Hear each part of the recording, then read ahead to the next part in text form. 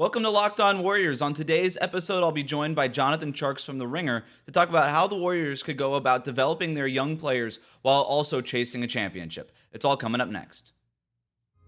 You are Locked On Warriors, your daily Golden State Warriors podcast. Part of the Locked On Podcast Network, your team every day.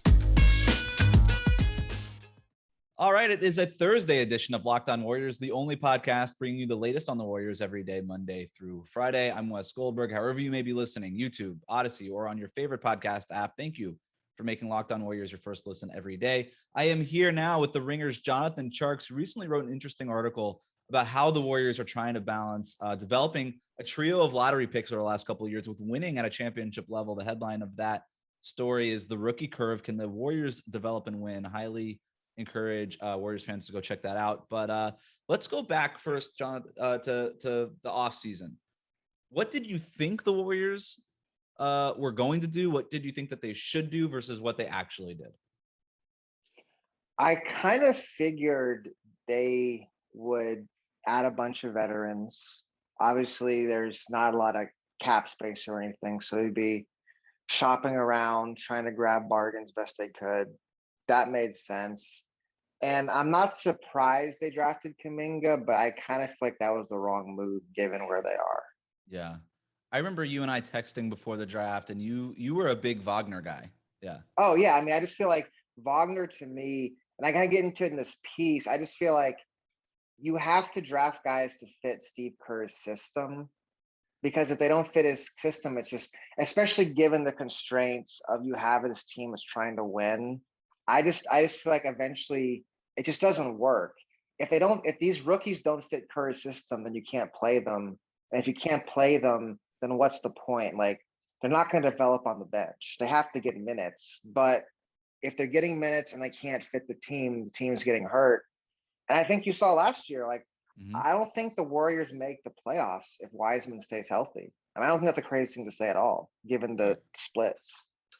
Yeah, I mean, not at all. I mean, they made that big push in part because they didn't have to worry about trying to fold Wiseman into this thing. And you made the really interesting point in your article, and not really something that I thought about, but saying how like Kuminga and James Wiseman going into his second year, their roles sort of overlap now based on their skill sets. Can you explain that a little bit more?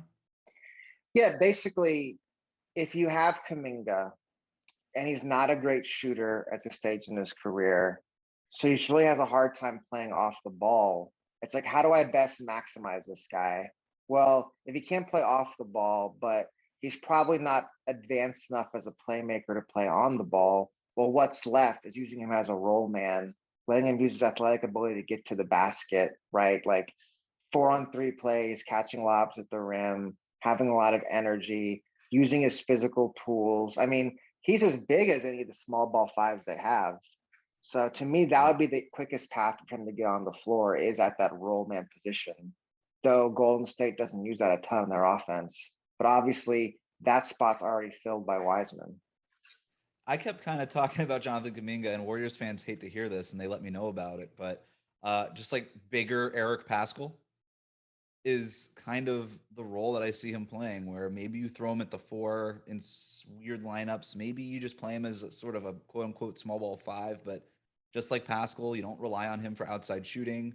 Just like Paschall, you're not really relying on him for defense, but you kind of just like, oh, you're super big and strong. Like maybe you can like hold your own in the low post or something. And ultimately, it was a struggle to find a place for Eric Paschall, and they traded him to Utah. I'm not saying that they're going to do that with Kuminga. I just think like, and obviously Kuminga is way more talented than Eric Paschall is from a skills perspective. But as of right now, like him as a rookie, I just don't really know where you put him. And honestly, the same kind of goes for James Wiseman. Like, I know that he's the second overall pick. I know he's going into his second year. I know he was the starter on opening night last season, but you look at what the Warriors have done in the preseason. Obviously, Wiseman has been out with the MCL thing, but Kevon Looney has more than earned that starting job. Nemanja Bjelica has done a nice job as your second big. Like, I don't even know that James Wiseman has a night-to-night role, like a regular role. What do you think they do with these guys? That's, I think, was what makes it so fascinating. It's because, like, right now it's all fun and it's all like we can do everything. Like, they're kind of, we can develop these guys and we're trying to win right now. But when like push comes to shove, is what is more important? Where does the line really get drawn? And I really have no idea, because it's just neither thing seem. I think with Kuminga this year, if he doesn't play a ton, it's not going to be a huge deal. Right. You just put him in the G League, and it's like, okay, get him back in year 2 under Kerr's system. Hopefully, he's figured something out. But with Wiseman specifically, it's hard to know like what's really going to happen if they're winning games without him. That's the part that's tough too, is like he's coming off a serious knee injury. When he's supposed to come back and play, do they have a timeline for that yet? No, they don't have like a specific one, but everybody thinks like the first couple of weeks of the season. So that's just even tough too. It's like he's coming back from a serious knee injury, so it's going to take him a while to get back into a rhythm. And so he couldn't work on his game this offseason. So it's kind of like a perfect storm of stuff. And if they're winning without him, are they really going to bring him back if the rotation's already clicking? I don't think they would, but they can't not play him either. I don't know what they're going to do. It's fascinating. I really don't know. And that's why a lot of fans are like, well, just send him to the G League. Just put him in the G League. And it's like, they're not going to do that. There's no point in a guy like Jonathan Kuminga or even James Wiseman going to the G League and just being like, all right, here's 20 shots a game. Kuminga could do what you could do what you did in summer league. You could turn the ball over 6 times and it's not going to matter. And you're going to have the ball in your hands all the time. Like, this isn't like like it's not like Steph and Draymond and Clay are like placeholder quarterbacks, and then you're just going to start Patrick Mahomes the next year, right? Like, they're going to be there for 5 years or ish, you know? It's like, if Kuminga is ever going to be anything in the NBA, if Wiseman's ever going to be anything in the NBA, the first kind of phase of their career is going to involve them coexisting with Steph and Draymond and Clay. And I didn't see anything from Wiseman last year that lends me to believe that he can do that. I'm not saying he can't, but that he'll be able to do it right away. And then with Kuminga, it's sort of the, like, you don't send him to the G League and be like, here's 20 shots, because it's not going to teach him how to play with those other guys with lower usage, fewer shots, how to impact the game without the ball in your hands. Like, I'm with you, man. I just don't know how they do it. I really don't. Steve Kerr said that the rookies, and I kind of lump James Wiseman in when he says the rookies, because, you know, he's by all intents and purposes still a rookie. That development is going to come in practices, scrimmages, film work, and stuff like that. And then he basically said, and we'll see if we'll get them playing time, which I found extremely interesting. Do you think you could develop just like in practice and film? That's something like coaches say. And when I first got into like covering the league, I thought, oh, that makes sense. You practice. But then you realize, like, as you cover the league, like, NBA teams don't practice very much, especially during the season, right? They're playing 4 games a week, usually 3 games a week, and they're traveling half the time anyways. There's just not a ton of practice. Once you get out of training camp in the first weeks of the season, there's not a ton of practice time. Yeah. That's the part that's really tough. And I think on top of that, I'm a big believer in you develop on the court. I don't really think it isn't like that's the whole like the Patrick Mahomes thing. I don't really believe in that in basketball. Like, are you just gonna watch for a year and learn? You got to be on the court. You got to learn from your mistakes. You got to be able to play through your mistakes. And it's just tough. Like, it's tough for any rookie to break in on a elite team, right? Like, you see it in the Warriors the last 5 years when they were good. It was always tough to bring in a rookie because they're going to make mistakes. They're going to have to play through them, but you can't afford, the margin of error is so small when you're in a championship mode, right? The margin of error is tiny. Like, one rotation spot can make a huge difference. Right. Like, you saw it last year with Wiseman. He was playing 15 minutes a night and he was still hurting the team. And then you throw on top of that, like, that's why I got to talk about the system. Not only is that hard in and of itself because of, you know, the expectations and the role, but then you have a very, very complicated system that demands such precision from its players. It's the exact opposite of what a young guy usually is best successful in, right? Usually they're better in smaller, simpler roles, play off the ball, roll to the basket. But you're asking these guys to make high pressure reads constantly, right? Like, James Wiseman growing up, it was give me the ball, I'm gonna go dunk on it. Like, it was not like, let's play in the high post and thread passes through needles, right? It doesn't even make sense. It just doesn't make sense for what he does. It's funny, I had a line in the article.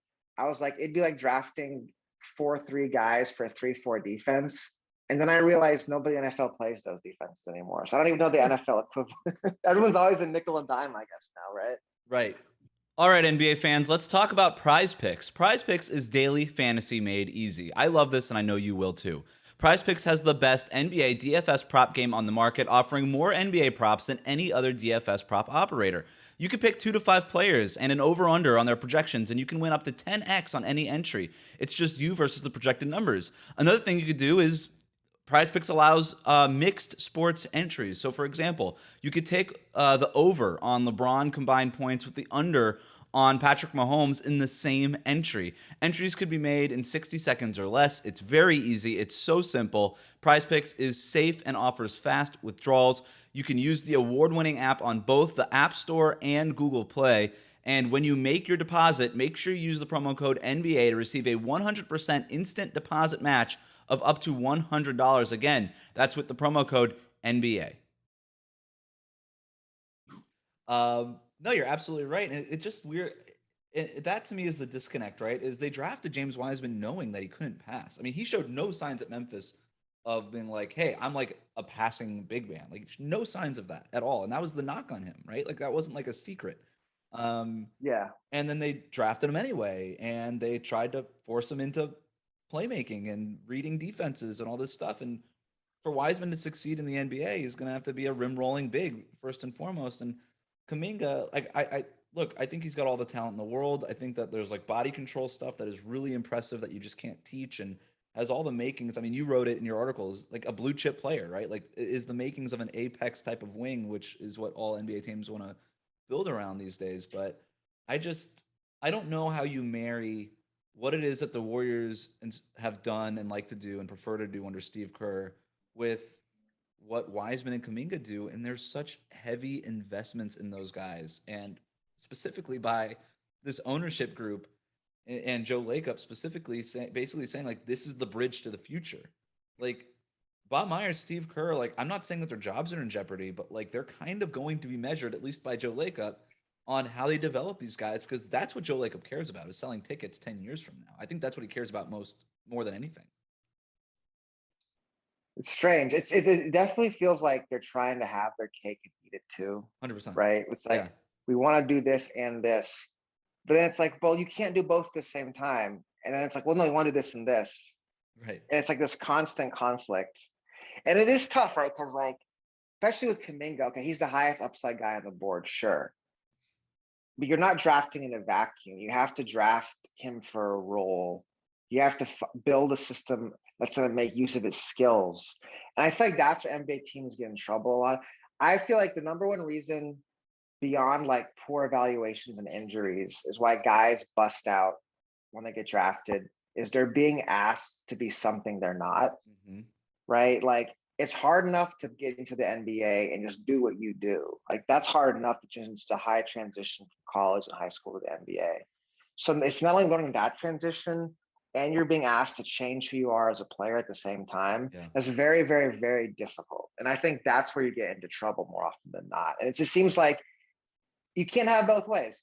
Either I'm gonna draft these guys and I'm gonna change my system to fit what they can do, or I'm going to draft guys who fit the system I want to run.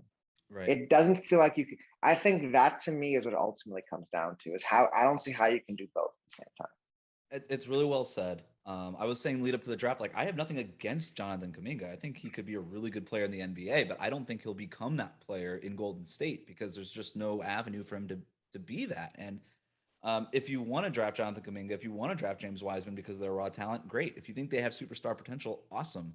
But you have to build your team around them to maximize that potential. Because that potential is inherently in what they do well. And if you're not going to let them do what it is that they do well, then they're worse than these other players that are on the board in the context of your team, if that made any sense. I think you said that we basically said the same thing, but you said it way better. No, what you said made perfect sense. And I mean, it's weird because I don't want to crush these guys because they're obviously really talented, and it's not against them. And maybe I'm curious, like I remember at some point last year they were saying, "Oh, we're gonna run more pick and roll for Wiseman." How did you feel like that went? Like, did that really happen? Yeah, they were like, we're going to run more pick and roll for Wiseman. And then he came out in the first quarter. They ran a pick and roll for Wiseman. And then they didn't do it again, which was technically more. They did run more pick and roll for Wiseman. One more. That's Uh, funny. it just doesn't, to me, man. I guess with Wiseman, you can run pick and roll with him. I always thought, like, all right, first of all, Kevon Looney has earned that starting job for now. Maybe the second unit could be like a Jordan Poole, I was just going to James ask, Wiseman yeah. type of like pick and roll thing. But now you're basically, we have seen like Lou Williams and Montrezl Harrell and stuff like that. But like what they were doing with the Clippers a couple years ago, leading that bench unit, wasn't drastically different than what that starting group was doing. Like Kawhi and Paul George still run a fair amount of pick and roll. Like doing like a straight 1-5 pick and roll on your for your second unit and doing a completely different thing for the starters just doesn't really, like, you're running you have two different offensive playbooks. Well, what I was going to ask is like, what are Draymond and Clay going to do? Like, are they going to play in the second unit? Have they really said, like, how do you think the rotation's going to go? I think it'll be Steph and Draymond. Their minutes will be tied together for the most part, 90% as they have been. And then I think you'll see Clay and probably Jordan Poole / Andrew Wiggins kind of running that second unit. Like what we know about Steve Kerr is he'll always keep two of his best four players on the court at all times. Now I think by the end of the season, there could be a legit argument about who are their four best players, like depending on what it is that Clay looks like when he comes back and how good Jordan Poole looks like compared to Andrew Wiggins, and if Wiggins regresses and all I that guess stuff. Clay is the question. Like, what's Clay's role going to be early when he comes back, do you think? Limited minutes, but he'll be a catch and shoot. I think he'll be a catch and shoot guy all season long offensively, which I like. Clay could fit anywhere. Like if you want to run just straight 1-5 pick and roll on the second unit and just have Clay parked in, like above the wing or in the corner or something like that, then he'll space the floor just because he's Clay, even if he doesn't even make a shot. But again, I think he'd want to get his timing back. He'd want to get, run around and get it. I would think, right? He wouldn't just want to stand. He would want to get moving again. Probably. Yeah.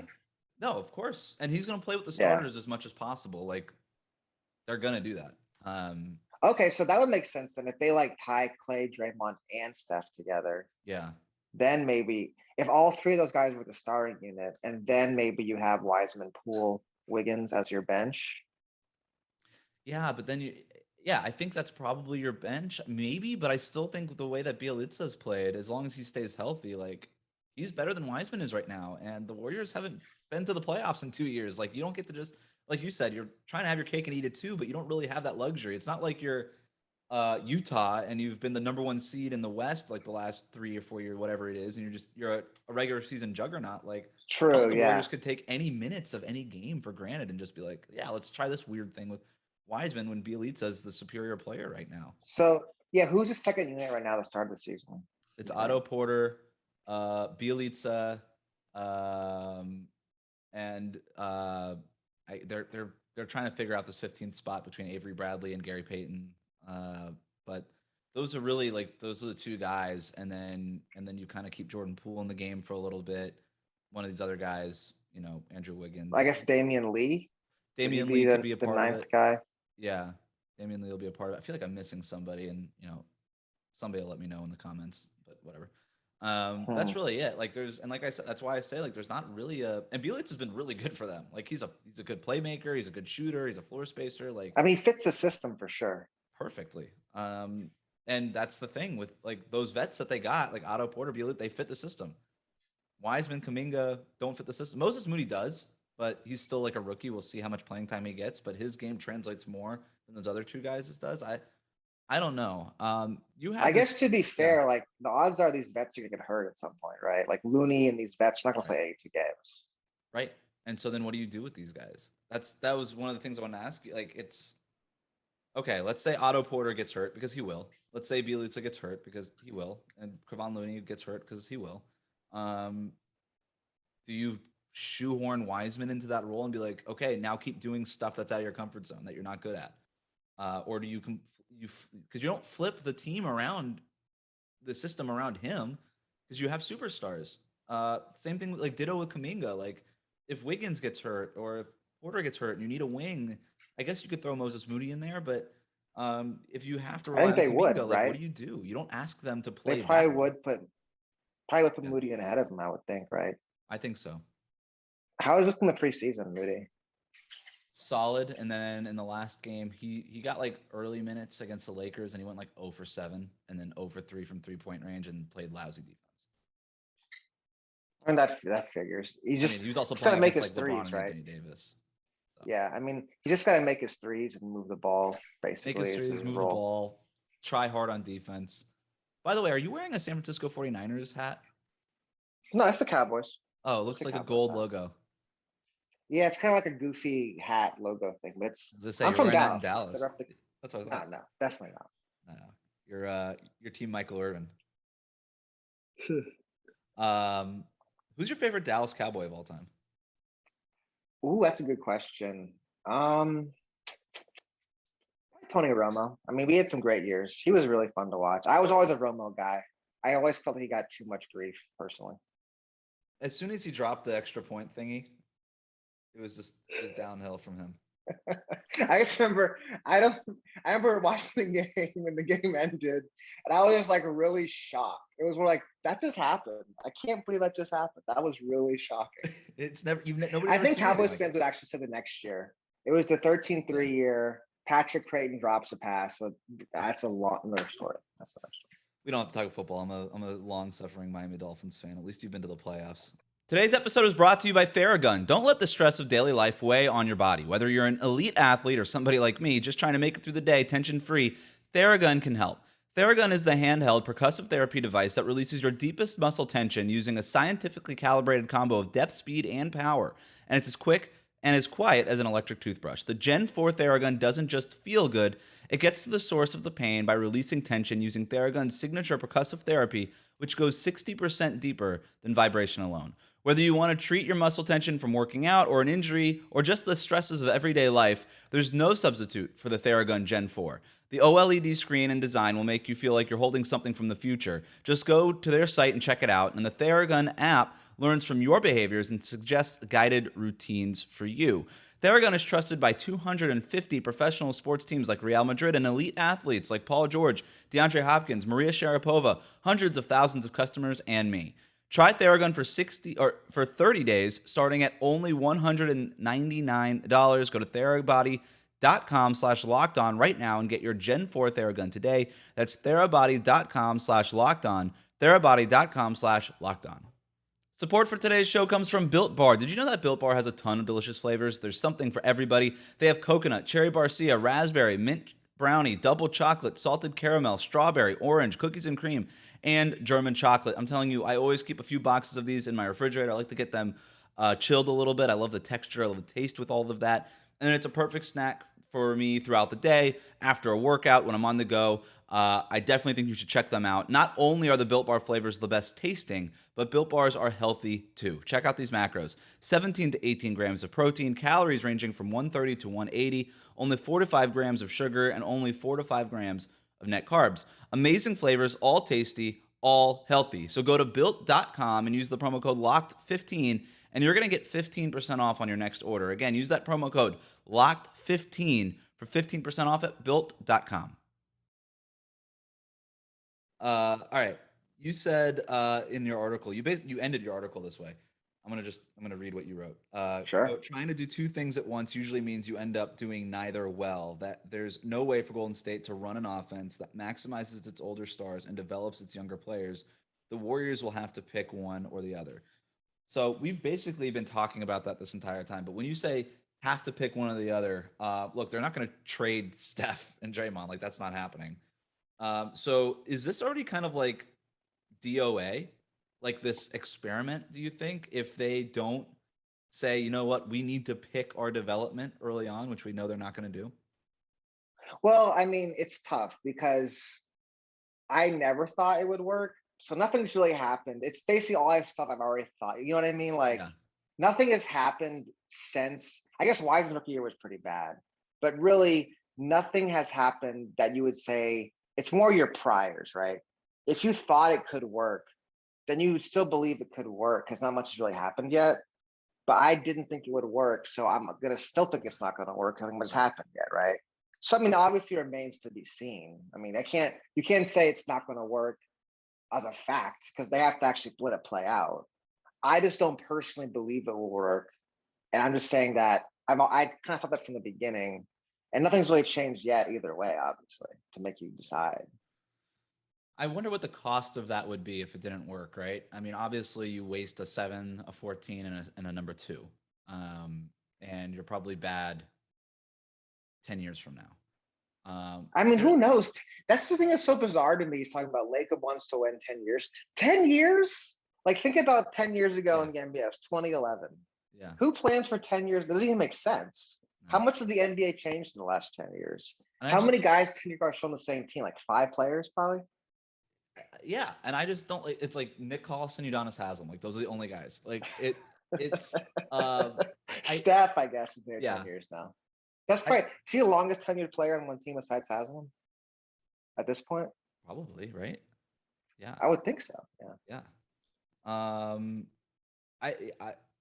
I think that there's also, I think what Joe Lacob is trying to fight against is the Warriors taking a step back when Steph retires or whatever.